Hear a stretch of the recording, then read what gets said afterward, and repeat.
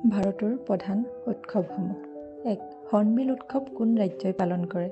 1. মণিপুৰ, 2. নাগালেণ্ড, 3. ত্ৰিপুৰা, 4. মিজোৰাম। উত্তৰ: নাগালেণ্ড। এই উৎসৱটো নাগালেণ্ডৰ কিছামা নামৰ ঠাইত পালন কৰা হয় 1 ডিচেম্বৰৰ পৰা 10 ডিচেম্বৰলৈকে। 2. পোংগাল উৎসৱ কোন ৰাজ্যই পালন কৰে? 1. অসম, 2. কৰ্ণাটক, 3. তামিলনাডু, 4. পশ্চিম বংগ। উত্তৰ: তামিলনাডু। ই এটা শস্য চপোৱা উৎসৱ। মকৰ সংক্ৰান্তিৰ সময়ত ইয়াক পালন কৰা হয়। 3. ওনাম কোন ৰাজ্যৰ লগত জড়িত উৎসৱ? 1. অন্ধ্ৰপ্ৰদেশ, 2. হিমাচল, 3. মহাৰাষ্ট্ৰ, 4. কেৰেলা।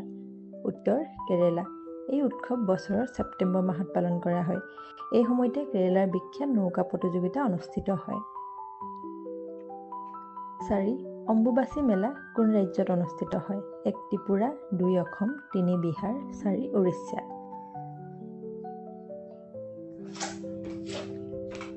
উত্তৰ: অসম। এই মেলা অসমৰ গুৱাহাটী মহানগৰীত অৱস্থিত কামাখ্যা মন্দিৰত পালন কৰা হয়। আহাৰ মাহত এই মেলা পতা হয়। 5. সাপচৰ কুট উৎসৱ কোন ৰাজ্যই পালন কৰে? 1. মিজোৰাম, 2. ৰাজস্থান, 3. মধ্যপ্ৰদেশ, 4.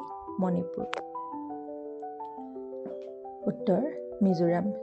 এই উৎসৱটো মাৰ্চ মাহত পালন কৰা হয়, বিশেষকৈ তেওঁলোকৰ ঝুম খেতিৰ শেষৰ ফালে।